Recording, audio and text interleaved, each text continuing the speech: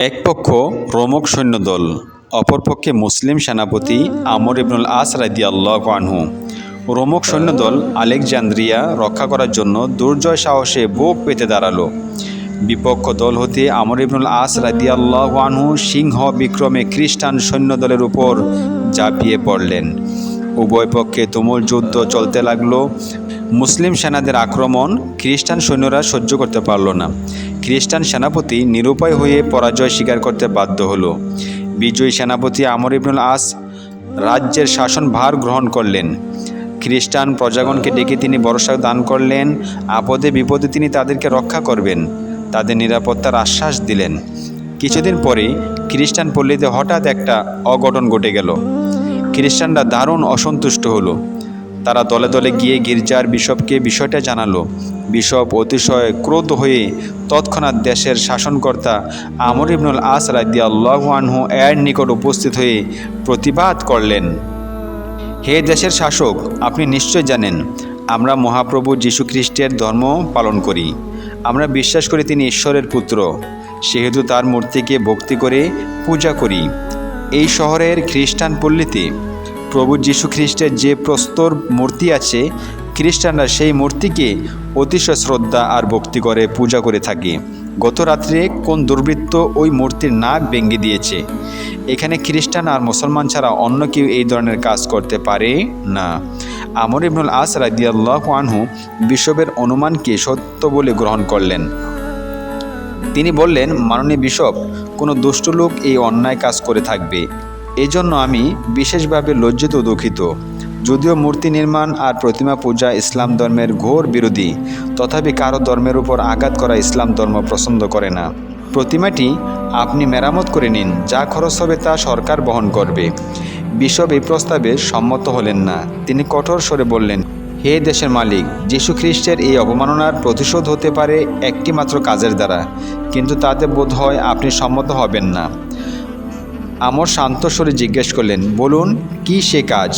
যত কঠিনই হোক তবু আমি চেষ্টা করব। বিশপ বললেন, আমাদের যীশু খ্রিস্ট যেমন ঈশ্বরের পুত্র, তেমনি আপনার প্রিয় নবী হজরত মুহাম্মদ সাল্লাল্লাহু আলাইহি ওয়াসাল্লাম ঈশ্বরের প্রেরিত নবী।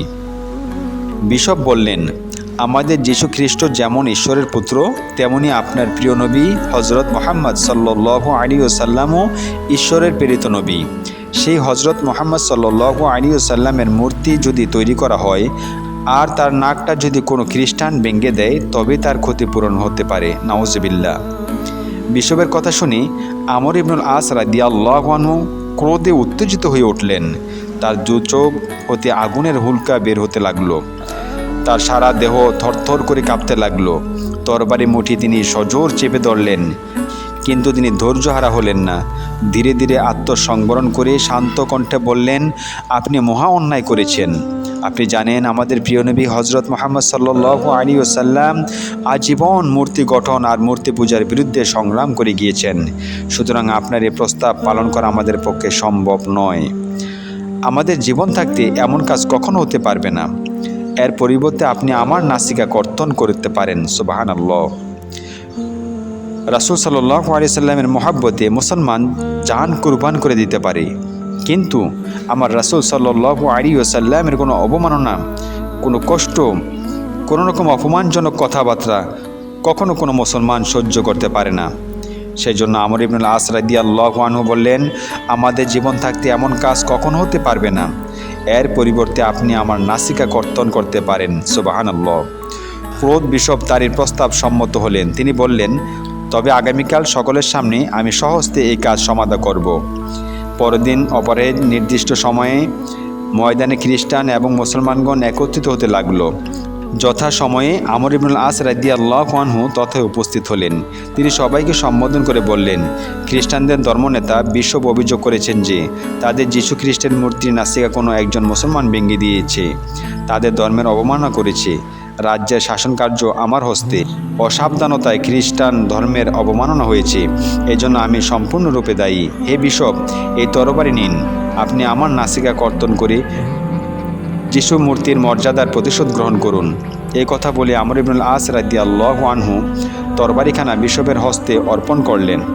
বিশপ তরবারিখানা হাতে নিয়ে প্রস্তুত হচ্ছিলেন, এমন সময় জনতার মধ্যে হতে একজন মুসলমান বের হয়ে আসলো এবং বলল, হে বিশপ, ক্ষান্ত হন, ওই মূর্তির নাসিকা আমি ভেঙেছি, সুতরাং এ শাস্তি আমার প্রাপ্য। আমার অপরাধের জন্য অপরের শাস্তি পেতে পারে না। এই দৃশ্য দেখে বিশপ হতভম্ব হয়ে গেলেন। বললেন, আমি আশ্চর্য হচ্ছি, সামান্য একজন মুসলমান প্রজা হতে দেশের শাসক পর্যন্ত একই আদর্শে অনুপ্রাণিত, একই আদর্শে গঠিত। আমি আমার নালিশ উঠিয়ে নিলাম, আপনারা দীর্ঘজীবী হন।